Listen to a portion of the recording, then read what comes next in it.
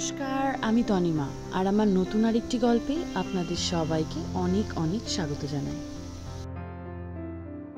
এখানে এসেছি তো দেখতে দেখতে বেশ অনেকগুলো মাস কেটে গেল।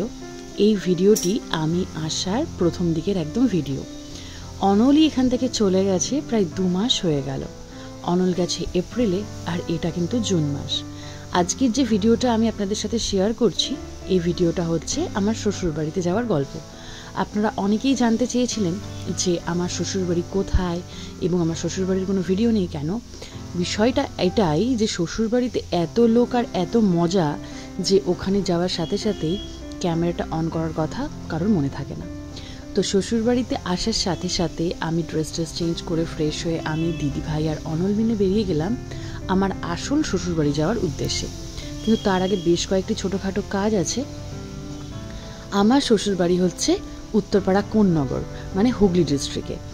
আর আমার বাড়ির থেকে বাই কার যেতে টাইম লাগে প্রায় 3 ঘন্টা মতন। তো আমরা আজকে গাড়িতেই এসেছি। আর এখানে আসার পর ফ্রেশ হয়ে আমরা বেরিয়ে এসেছি এখানের একটা শপিং মলে। কারণ আমার পুরনো যে বাড়ি, সেই বাড়িতে বেশ কয়েকজন বাচ্চা আছে যাদের আমি ছোটো মা এবং অনল কাকাই। তো আজ প্রায় 1.5 বছর পর তাদের সাথে দেখা হবে। আর সামনেই যেহেতু পয়লা বৈশাখ, তো ওই জন্য ভাবলাম যে যাওয়ার আগে টুকটাক ওদের জন্য নতুন কিছু নিয়ে যাই। তো এই যে শপিং মলটা এখন আমরা এখানে রয়েছি, এখানে বেশ ভালোই কালেকশন রয়েছে।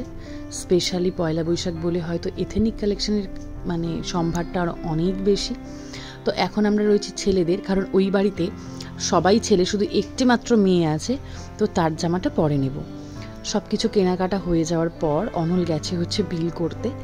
আর আমরা একটু এদিকে দুজনা মিলে টুকটাক ঘুরছিলাম, একটু অন্যান্য কালেকশনগুলো দেখছিলাম। আমাদের এই বাড়ির থেকে ওই বাড়ি যাওয়ার ডিস্টেন্স আবার কিন্তু ওই ধরুন 10 থেকে 15 মিনিট। একটা হচ্ছে রেল লাইনের এপারে, একটা হচ্ছে রেল লাইনের ওপারে। তো এই জন্য আমরা এই মাঝখানের একদম হলটাতে নেমে সব কেনাকাটা করে একটু মিষ্টি টিষ্টি সব কিছু খাবার দাবার নিয়ে তারপর আবার ওইদিকে পাড়ি দেব।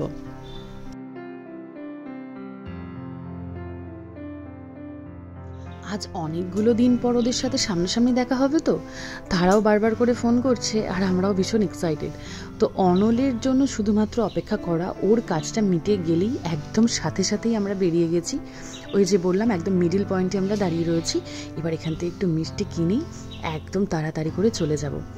আমাদের যে ওই বাড়ি, মানে পুরনো শ্বশুর বাড়ি, এই বাড়িতে প্রচুর মানুষ থাকে। তাদের সাথে আপনাদেরকে একদিন পরে আলাপ করাবো। এই বাড়ির এখনও কিছুটা অংশ এরকম পুরনো রয়েছে, কড়ি বর্গার ছাদ, ঠিক আমাদের বাড়ির মতন। আর কিছুটা অংশ নতুন করে কনস্ট্রাকশন করা। এই ভিডিওটা যখন করা ছিল তখনও সেজমা আমাদের মধ্যে ছিল। একসাথে বসে সেদিনকে চা আড্ডা গল্প হচ্ছিল। আজকে সেজমা নেই 2 মাসের মধ্যে। তো স্মৃতিগুলো এই স্মৃতির পাতাতে একদম জল করছে।